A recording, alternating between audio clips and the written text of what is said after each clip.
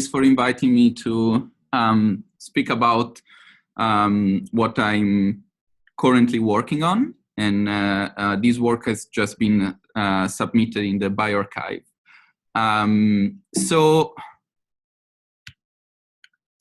just a brief introduction about where we stand with human genetics. We have really three approaches to look at novel discovery in human genetics. The most traditional approach at this point, the one that is largely performed, it's genome-wide association studies. These studies, they now comprise more than 1 million individuals, depending on the disease, and they really can evaluate the association between each SNP and different diseases and complex traits. They work really well on, indeed, complex traits. The only problem is that they don't cover the entire spectrum of the allele frequency. We then have the rare variants association study, which they use a slightly different technology. So they use whole genome and whole exome sequencing. The sample size are smaller, mostly for a monetary cost, since they're more expensive. The approach is really similar to what we do for genome-wide association studies.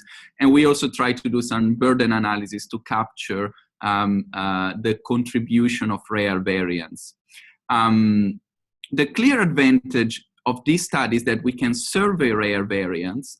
And we want to do that because variants, we know that if they're more rare, they're more likely to be deleterious. And so they're also more likely to be interpreted in a mechanicistic way. However, the disadvantage of this study is that they're still too small. The other approach, it's family-based studies. This type of study works well for identifying de novo variants or co-segregating variants, and indeed work well for Mendelian disorder or neurodevelopmental disorders. But the sample size is still too small for complex traits.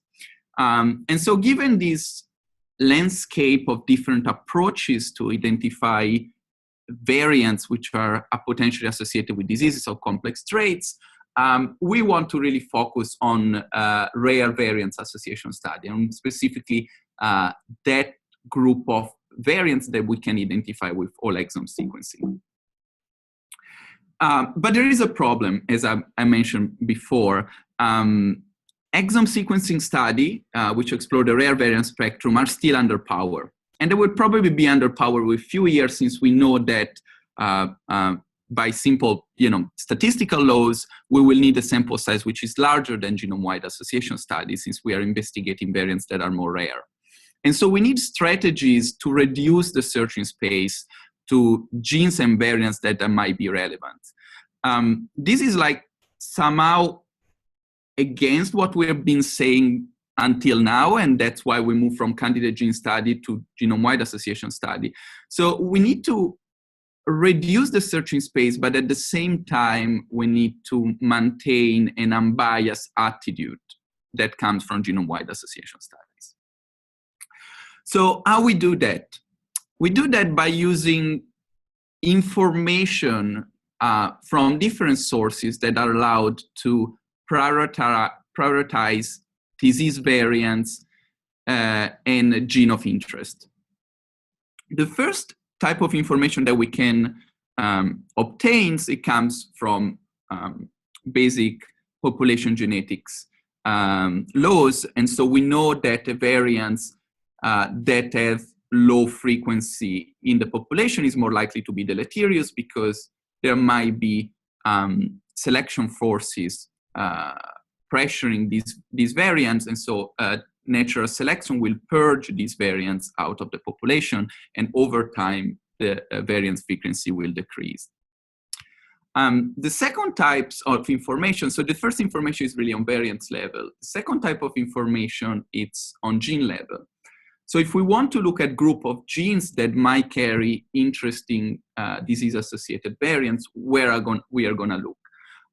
Two approaches that can be used is to use information again from inference from population genetics, and so compare the number of variants observed in each gene, and specifically the number of protein-truncating variants observed in each gene, with what is observed in the general population. And by doing that, we can identify genes that are depleted of these variants. The second approach is to use genes that have been candidated by genome-wide association studies. Finally, we can use information about the transcript process and how it can be disrupted to decide among variants which are more likely to affect the gene product. And so if we combine this information, which they all come or from theory or from large-scale unbiased studies, in this way we can reduce the searching space and identify region of the genome that might carry signal. We will still not identify variants that are associated with a disease, but by understanding where the signal comes from, we can, for example, design future study to look in specific region of the genome. And we can also have information about the genetic architecture of the traits. So this is just a brief introduction about protein-truncating variants, which are variants that normally affect the gene product. So in this case, you see that the mutation just introduce a stop codon.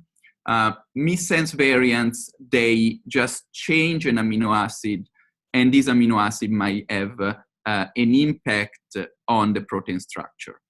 While protein-truncating variants are more easy to detect, missense variants might be pathogenic, or might not be pathogenic, and might affect or not affect the protein structure. And so there are several algorithms that can help you to identify the missense variants that are really deleterious. And we're going to examine that aspect in this talk as well. Okay, so again, what we really want to do here is to combine different aspects, different information to prioritize, to reduce our searching space. And in particular, we look at rare and ultra-rare variants, defined as an allele frequency of lower than 0.1% for rare, and to be observed in 1 in 200,000 individuals as ultra-rare. And then we look only at protein-truncating variants, so nonsense, frameshift, and essential splice. So by combining this information, we're really looking at a group of variants that are under strong selective pressure. Okay, so we decided to look at this group of variants in a large exome sequencing data set. We put together data on slightly more than 100,000 individuals. This is most of these data come from Exact.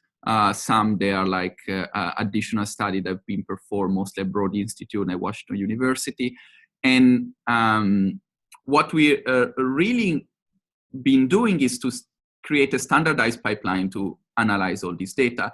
And we got information on 10 diseases and 13 quantitative traits. We were also able to link 14,000 of these individuals with patient registry from Sweden and Finland.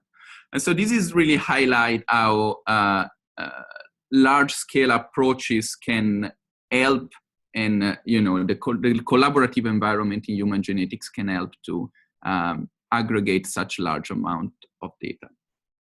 It also highlights that to analyze this data, there's really need for a software that can help to do this type of analysis. And we've been developing our group HAIL, which really help in this direction. Okay, so in this talk, I focus mostly on 2 gene sets. Genes that are intolerant to protein-truncating variants. As I explained before, this really builds on work of Kathleen Samosh and Mark Dalis. These are genes that are depleted of protein-truncating variants when compared to the expectation. The second group of genes that we are going to explore is the GWAS-derived gene set. So we take common variants associated from, identified associated with diseases from genome-wide association study, and we identify the most likely candidate gene, and then we explore those gene sets. So let me show first the distribution of and by the way, we call these genes PI genes, which is protein-truncating intolerant genes, just to remind you the terminology used here.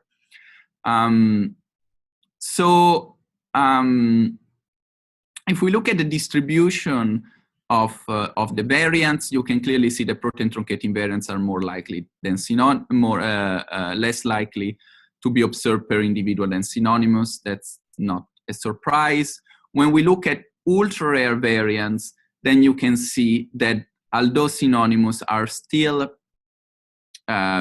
more common than protein-truncating variant, the ratio between the two get higher, and you can see this one in panel B. It's interesting to observe that in protein-truncating intolerant genes, the ratio of protein-truncating variants is even lower. You can see that there are striking differences between population. Where we just look at synonymous variants, we see a higher number of those variants in African. But when we look at ultra-rare variants, this is not the case. And again, if we look at the ratio between the two, and this is panel B, you can see that we see a higher ratio for ultra-rare variants, and this is really because these variants has less time to be purged by selection. So we studied the association, as I mentioned, between this group of variants and different diseases, and so this is the first set of results. Here on the x-axis, it's the odds ratio for carrying one additional protein-truncating variant. And on the y-axis, you have the different diseases, and you have the count of the number of cases and control in each disease. The first interesting things to notice is that we find a significant association for psychiatric and neurodevelopmental disorders, with a very similar association when we look at ADHD, autism, schizophrenia, and bipolar disorder, but we don't find much when we look at later onset disorders. And this is when we look at rare variants. When we look at ultra-rare variants, you can see that the effect is much stronger, and they're especially stronger for intellectual disability. This is because when we look at ultra-rare variants, we are reaching for the novel. We are looking at variants that have less time to be purged by selection, so that we expect the signal to be stronger, since these variants are more likely to be deleterious. We see a significant association also when we look at missense variants. Here again, I'm reporting the different diseases, ultra-rare variants, and allele frequency lower than 0.1%. As you can see, as increasing number of algorithms define a missense as damaging, so here we're moving from one algorithm defining the missense as damaging as 7 algorithms defining the missense damaging, you see that the signal for association with the different diseases increase. It's also interesting to notice that frequency filtering, it's really important in defining a missense variance. Here, when we just took an allele frequency lower than 1%, we don't see a super strong signal for example, for even when we use 7 different algorithms. If we look at schizophrenia in allele frequency lower than 0.1%, we see just a p-value of 0.1. But when we combine the different algorithms with the allele frequency, and so we look only at ultra-rare variants, you will see the signal to be stronger. Clearly, the stronger signal comes when we combine both protein-truncating variants and missense variants. So what is interesting from this first plot that I show you is that we found a very similar association across the different neurodevelopmental disorders. And this is surprising because this disorder have a different fertility ratio. Okay, so the selective pressure of this disorder is different. So what we wonder if there was a comorbidity that were driving the observe association across these disorders. We could link these data with the Danish, this is mostly Danish data, so we could link it with the psychiatric registry and see if these individuals were also diagnosed with relevant comorbidities. So in yellow here, you see the association in individuals that do not have any other comorbidity, so they're being diagnosed only with autism and no ADHD, schizophrenia, bipolar, or intellectual disability. Andrea, here's Dennis. Yeah. One question. Can you are you sure that they don't have it, or might, or do you? Are you sure? Maybe it's the case that they don't not have been tested. No, we cannot clearly be sure that they don't have it. The doctor didn't diagnose them with these comorbidities. But there are two aspects. First, there might be some diagnostic bias.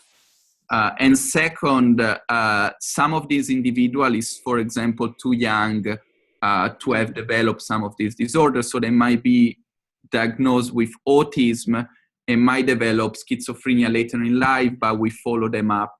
For some of them, maybe only until they are 10 years old, and so they're not diagnosed yet with. Makes sense. Thank you. So as we expected, those that have intellectual disability have a stronger signal, but the signal is there also when they don't have overlapping comorbidities.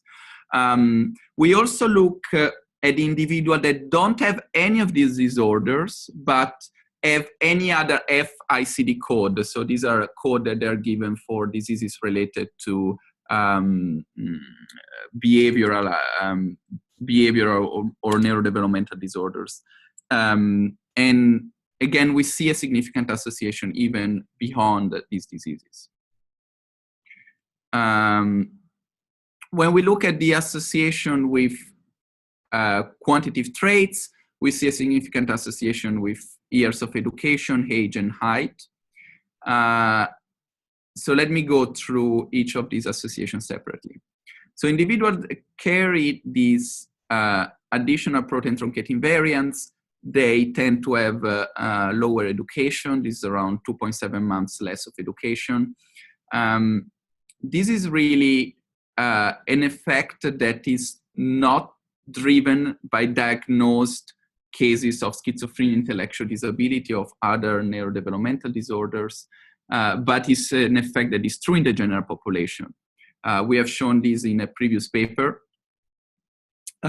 It's important to highlight that the contribution, although the contribution per variance is stronger for this category of variants, so protein-truncating variants in PI genes, the overall contribution to educational attainment and the variance explained of educational attainment is mostly comes from common variants. And so this is true for most of the diseases and traits we explore, where even if we see a contribution from these rare variants, the real stronger contributor to the variance explains are common variants. We found a significant association with height. So individuals that carry these protein-truncating variants have shorter height. This is interesting because it highlights selective directional selection on these phenotypes. This indicates that there are more protein-truncating variants that are likely to decrease height than they are likely to increase height. And this might be, for example, because we are targeting not fully penetrant Mendelian type of disorder, which are characterized by reduced growth rather than increased growth. The last association was with age. So individuals that carry more protein-truncating variants tend to be younger. And so individuals that are older are depleted of protein-truncating variants. We interpret this one as a left censoring effect. So in other words, individuals that do not have protein-truncating variants tend to have a better survival profile over time, or they are just more likely to participate to epidemiological study over time. So as you see in this picture, there is like a stronger decline in individual entering in the study for those that carry protein truncating variants in PI genes, and so this is will be reflected in a significant association with age. This is kind of support the idea that individuals that carry these rare deleterious protein truncating variants, they tend to have detrimental health and the worst health outcome by the fact that we found a significant association to hospital visits. We use the 14,000 individuals which were able to link to patient registries. These are really high quality registry that follow these individuals from birth or from 1968.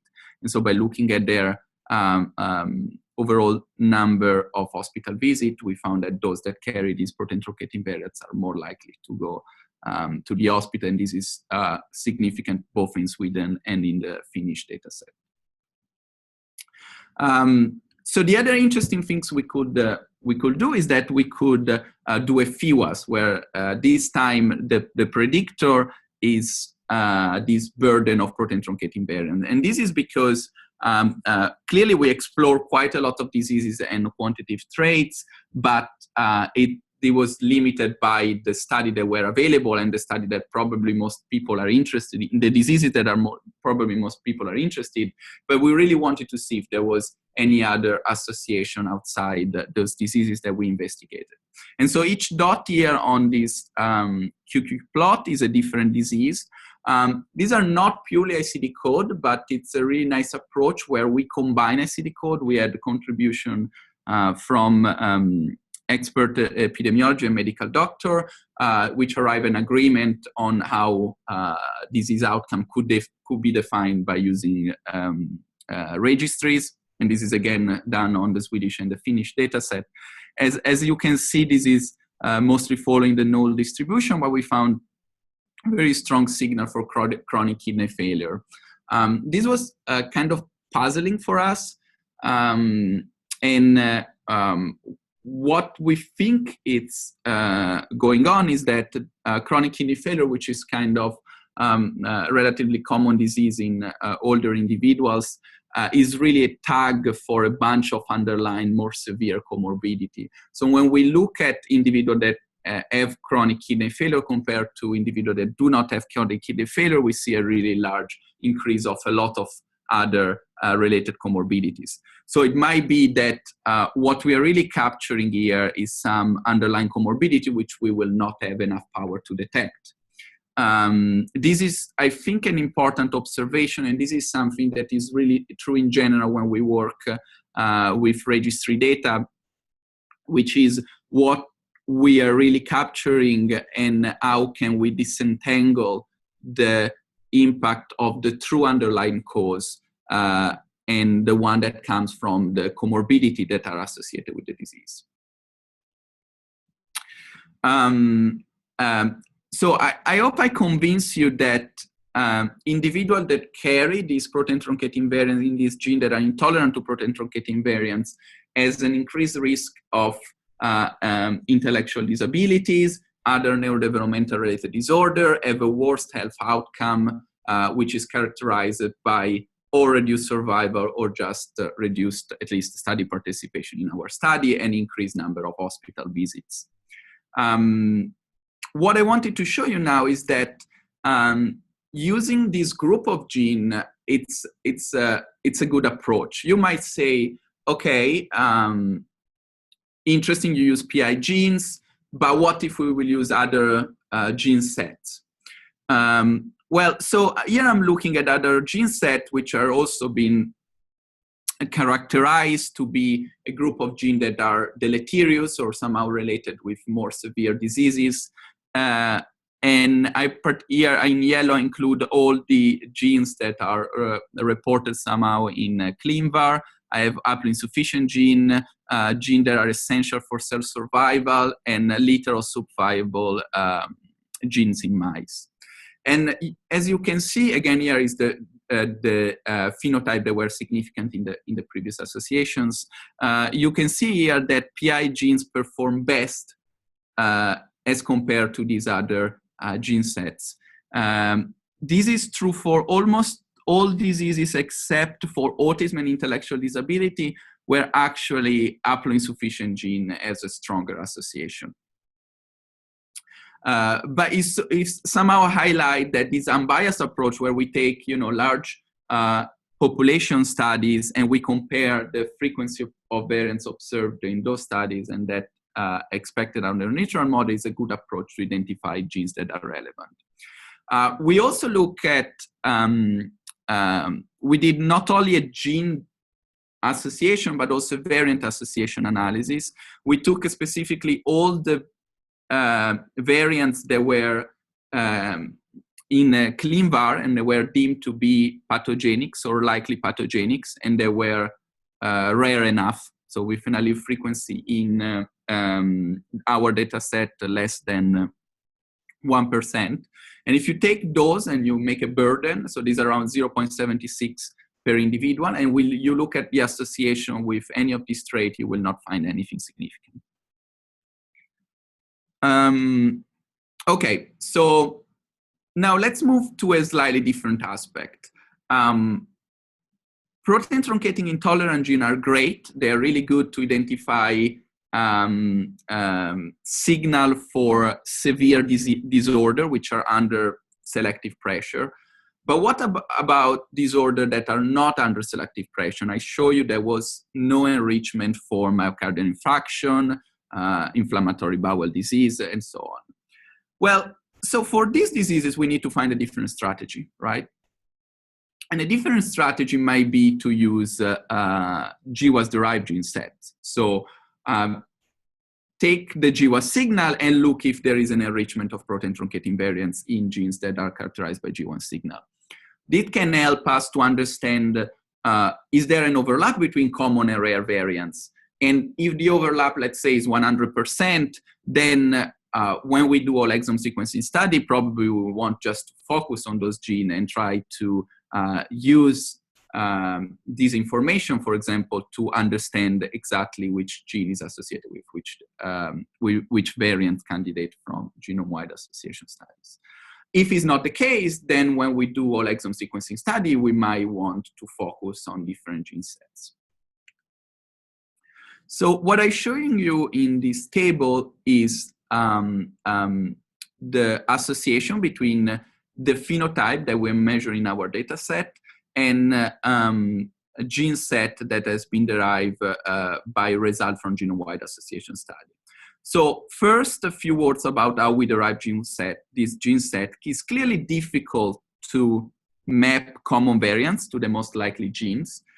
So we try to use all the approach, the in silico approach that were available right now. We use the PICT, we use EQTL linkage, we use other type of information. And the results really do not change much depending on the approach that we use. If anything, the EQTL approach is the less powerful to identify signal. So let's say we have an approach to links common variants to the most likely genes. Then what we do is that we take these genes and we test within those genes for the association of protein-truncating variants with these corresponding phenotypes. So if we look at a diagonal here in this matrix, you will have the association between this gene set and the protein-truncating in this gene set with the corresponding phenotype. A darker box indicates a significant association, and a white or blue box indicates there's no association. The first things you can notice is that there are significant association for mostly lipid-related traits and for inflammatory bowel disease. And so here, the common variants really tag to genes where there is a strong effect also for the rare protein-truncating variants. However, what's happened now if we exclude those genes that have been already identified somehow to be carrier of protein-truncating variant that are associated with the phenotype. So what happens if we exclude genes that are associated with familiar former of these disorders, or they're being found by previous whole exome sequencing studies? Well, if we do that, we don't see any signal left. So really all the signal that was coming from the cardiovascular related, the cardiovascular related signals was really coming from few genes, in this case, like 14 Mendelian lipid genes, which were really well known previous to genome-wide association studies. Again, the inflammatory bowel disease association was just driven by NOD2, which again was discovered previous to genome-wide association studies. So that tells you that at this power, so with this sample size, and with our ability to link common variants to the most likely genes, it's unlikely that if you will study protein-truncating variants in this group of genes, you're gonna find anything novel or anything significant. And I think the most interesting example is for schizophrenia, where, as you can see here, there's no signal when we look at GWAS regions, but as I showed you before, there is a very strong signal when we look at protein-truncating intolerant genes. Okay, so let's look at some conclusions.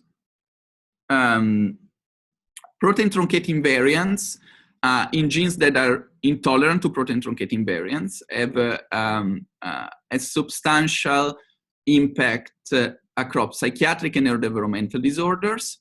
The impact is very similar for ADHD, autism, schizophrenia, and bipolar disorders, at least in our data set. And we interpret this fact as the fact that this group of variants in this group of genes are probably targeting some underlying shared endophenotype across these disorders. It also highlights that if we're gonna do whole exome sequencing study and we specifically focus on this group of genes, what we are likely to find is probably associations that are shared across these disorders. And so we need to be extra cautious to then interpret this association in the light of the overlapping across disorders. I also showed that protein-truncating variants in PI genes have an effect that is detectable in the general population, is beyond psychiatric and neurodevelopmental disorders, and is reflected in detrimental health. This might be a true impact on different underlying diseases, or it just might be mediated by lower cognition. We know, as has been shown before, that people that carry this mutation has a lower educational attainment, or maybe are simply tagging a very heterogeneous burden of fully or not fully penetrant Mendelian type disorders. We observe, I think, for the first time, a gene set dependent directional effect. This is specifically the case for height, where for protein-truncating variants, we see a stronger effect on decreasing height rather than increasing height. This is important from a selection perspective, and is somehow in contrast with what we have been shown by previous large-scale height studies. So there's a recent publication in Nature that have shown that the distribution of the direction of effect for rare variants tend to be on both sides, so both increasing or decreasing height. But they were looking at, let's say, more common variants compared to ours. We're still rare, but not as rare as we examined in this study.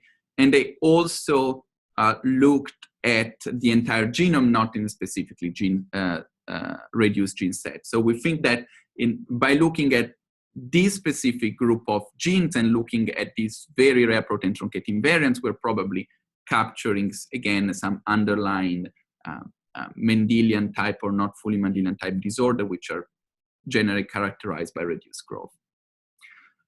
Finally, an important point is that the relationship between the signal from genome-wide association study and the signal from rare coding variants is not always straightforward and really need to be interpreted in the context of the selective pressure that is acting on the trait. The other important point is the phenotypic heterogeneity. So you might think that if there is a common variance regulating a certain genes, then there is an increased risk, for example, of schizophrenia. But if you will have in the same genes a protein-truncating variant that disrupts the gene function, then the phenotypic outcome is not schizophrenia anymore, but it's, for example, intellectual disability. And so in this study, you will not be captured as schizophrenic, and so that might partially explain the lack of overlap between the signal from the common variants and the signal from protein-truncating variants.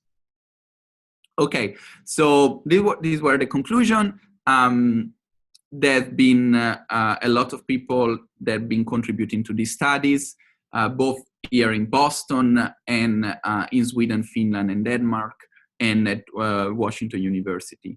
I want to highlight that this work is really been possible thanks to a collaborative environment, and where researchers share not only their genotype, which seems to be well accepted today, but they also share their phenotype, which is a more sensitive topic.